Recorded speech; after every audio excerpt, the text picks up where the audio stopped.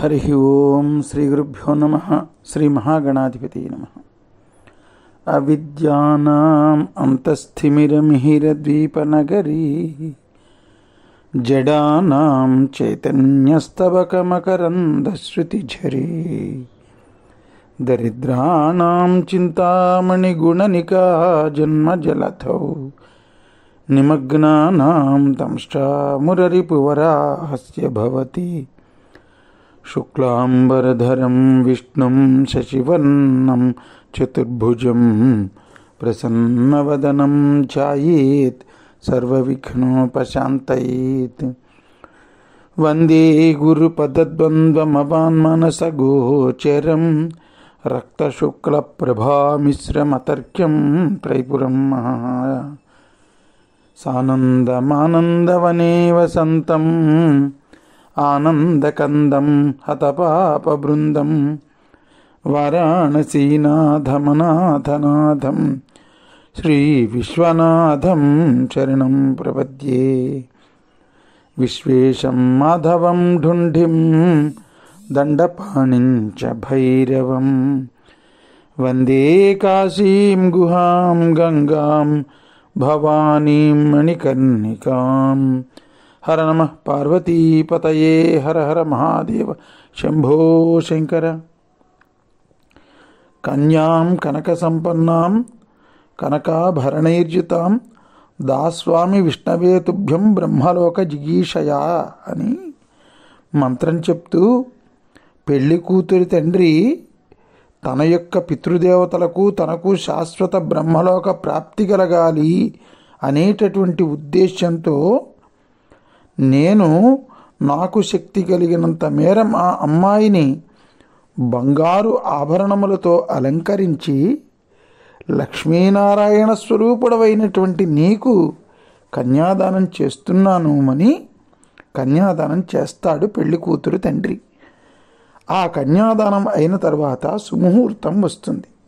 అందులో తిథి వార నక్షత్ర యోగ కరణములు అనబడేటటువంటి 5 అంగములతో కూడినటువంటి ముహూర్త మంత్రం ఒకటి వస్తుంది.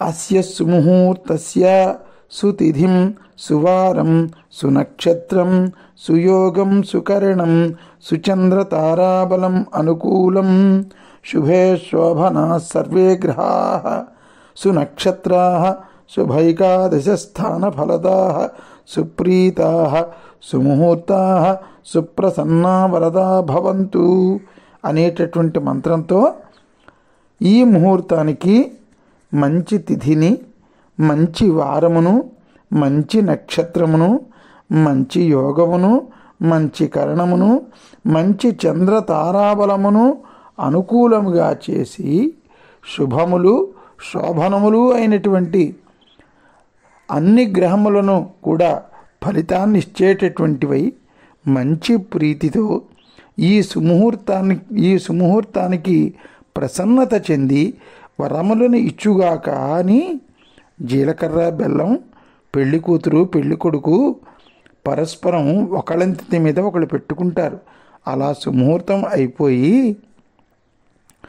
మాంగళ్యం తంతునానేనా మమ జీవన హేతునా కంఠే భద్రామి శుభగే తంజీవ శరదాం శతం అనేటటువంటి మంత్రంతో మాంగళ్య ధారణ చేసిన అమ్మాయి గోత్రం ఇంకా అప్పటికి కూడా మారదు. అమ్మాయి గోత్రం పెళ్లి కొడుకుతో పెళ్లి కూతురు 7 అడుగులు నడిచిన తర్వాత మాత్రమే మారుతుందండి. ఏకమిషే విష్ణుస్త్వాన్వేతు ద్వే ఊర్జే విష్ణుస్త్వాన్వేతు మయో భవాయ విష్ణుస్త్వానేతు త్రీణి వ్రతాయ విష్ణుస్త్వానేతు చత్వారి మయో భవాయ విష్ణుస్త్వానేతు పంచ పశుభ్యో విష్ణుస్త్వానేతు షడ్ఋతుభ్యో విష్ణుత్వానేతు సప్తహోత్రాభ్యో విష్ణుత్వానేతు అని వరుడు వధువుతో అంటాడు, నువ్వు నా వెంట నడు. అలా నడిస్తే విష్ణుమూర్తి నువ్వు నా వెనకాతల వేసేటటువంటి మొదటి అడుగు వల్ల అన్నాన్ని, రెండవ అడుగు వల్ల బలాన్ని, 3వ అడుగు వల్ల మంచి కార్యాలను, 4వ అడుగు వల్ల సుఖాన్ని, 5వ అడుగు వల్ల పశు సమృద్ధిని, 6వ అడుగు వల్ల ఋతు సంపదను, 7వ అడుగు వల్ల 7 హోతలను మనకి అనుగ్రహిస్తాడు అని అర్థం. అంతేగాని ఈ రోజుల్లో ఏదో తెలిసి తెలియక దేవతా దర్శనాలకు శుభకార్యాలకు వెళ్ళినప్పుడు ఆవిడ ముందు ఈయన వెనక నడవడం ఒక సాంప్రదాయం అయిపోయింది. అరణ్యకాండలో శ్రీరామచంద్రమూర్తి సీతమ్మ తల్లితో చెప్తాడు, సీత, నీ మామగారు స్వర్గస్థులయ్యారే, మనం ఇప్పుడు పితృకార్యం చెయ్యాలి, అందుకని ఈ సందర్భంలో నువ్వు ముందు నడు, నేను వెనక నడుస్తాను అంటాడు. అందువల్ల భార్య ముందు భర్త వెనకాతలా నడుస్తున్నారు అంటే అది ఒక అమంగళకరం, అది ఒక అశుభానికి సూచన. అందువల్ల ఎప్పుడూ కూడా భర్త ముందు వెళ్ళాలి, భార్య వెనక వెళ్ళాలి. అందువల్ల సఖా సప్తా పదా భవ, సఖా సప్తా పదా బభూవ, సఖ్యంతే గమేయం సఖ్యంతే మయోషం సఖ్యాన్మే మాయోష్ఠా అని వరుడంటాడు. నాతో 7 అడుగులు నడిచి నాకు మంచి స్నేహితురాలివి కావాలి నువ్వు.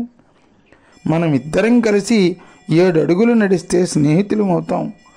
అప్పుడు నేను నీ స్నేహాన్ని ప్రేమని పొందుతాను, నువ్వు నా స్నేహాన్ని నా ప్రేమని పొందుతావు. నీ స్నేహం నుంచి ఇంక ఎన్నటికీ నేను వియోగం పొందను, నా స్నేహం నుంచి నువ్వు కూడా ఎన్నటికీ వియోగం పొందవు. పరస్పరం ప్రేమతో, అనుకూల దాంపత్యంతో, నిండు మనస్సుతో ఆహారాన్ని, ఐశ్వర్యాన్ని, ఆరోగ్యాన్ని పొందుతూ కలిసిమెలిసి బతుకుదాం, కలిసి ఆలోచించుకుందాం, మన మనస్సులో ఒక్కటయ్యేలాగా నడుచుకుందాం. అలాగే అన్ని నియమాల్లోనూ కూడా మన బాహ్యంలో ఉన్నటువంటి ఇంద్రియాలు కూడా కలిసి ఉండేటట్లు నడుచుకుందాం అని చెప్తే దానికి పరిపూర్ణమైనటువంటి అంగీకారాన్ని తెలుపుతూ ఆ వధువు ఆ వరుడి వెనకాతల 7 అడుగులు నడిచి అప్పటి నుంచి తన గోత్రాన్ని మార్చేసుకుంటుంది. ఈ సందర్భంలో శంకరుడు అంటాడు, దక్షుడు నాకు పిల్లనిచ్చినటువంటి మామగారు, నా కాళ్ళు గడిగాడు, నా కాళ్ళు గడిగి ఆ నీళ్లు తన నెత్తి మీద జల్లుకున్నాడు, నా కాళ్ళు గడిగి నన్ను పూజించాడు, కాళ్ళు గడిగి నన్ను పూజించాడు కాబట్టి ఆయనకన్నా కూడా ఉత్తమ స్థితిని నేను పొంది ఉన్నాను కదా, ఆయనకన్నా ఉన్నతమైనటువంటి స్థానం నాదే కదా, అందుకని ఆయన వచ్చినప్పుడు నేను లేవనక్కరలేదు అనేటటువంటి సిద్ధాంతాన్ని ప్రతిపాదించాడు. నలుగురికి తెలిసేలా చెప్తే సిద్ధాంతం అంటారు, ఎవరికీ తెలియకపోతే దాన్ని వేదాంతం అంటారు. అయితే ఎవరికీ తెలియదని అనకూడదండోయ్, కొంతమందికే అర్థం అవుతుంది, దాన్ని వేదాంతం అన్నారు. అందుకే ఒక భావుకుడు ఒక చలనచిత్రంలో ఎంత చక్కగా రాశారు, తెలిసేట్టు చెప్పేది సిద్ధాంతం, అది తెలియకపోతేనే వేదాంతం, తెలిసేట్టు చెప్పేది సిద్ధాంతం, అది తెలియకపోతేనే వేదాంతం అని సినీ గీతాన్ని రాశాడు ఆ రచయిత ఆచార్య ఆత్రేయ గారు.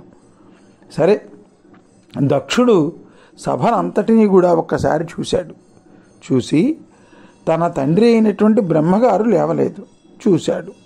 సరే, ఆయన తనకు జన్మనిచ్చినటువంటి తండ్రి కాబట్టి తనకు వందనీయుడు, తనకు పూజ్యనీయుడు, తనకి పరమ గౌరవనీయుడు, అందువల్ల తాను లేవక్కర్లేదు. కానీ ఇంకా రెండోవాడు కూడా లేవలేదు. ఎవరు వాడు? తన అల్లుడైనటువంటి శివుడు కూడా లేవలేదు. విపరీతమైనటువంటి కోపం వచ్చింది దక్షుడికి. వచ్చింది కోపం.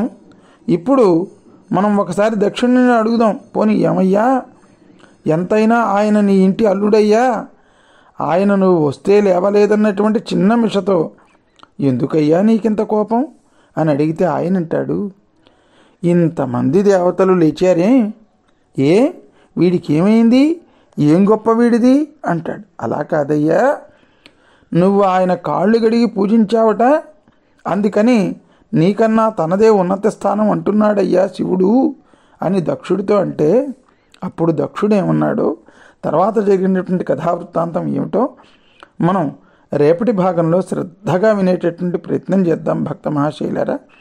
అంతవరకు స్వస్తి ప్రజాభ్య పరిపాలయంతాం న్యాయేన మార్గేణ మహిమహీషాః గో బ్రాహ్మణేభ్య శుభమస్తు నిత్యం. లోకాః సమస్తాః సుఖినో భవంతు, సర్వే జనాః సుఖినో భవంతు. హర నమః పార్వతీపతయే. హర హర మహాదేవ శంభో శంకర.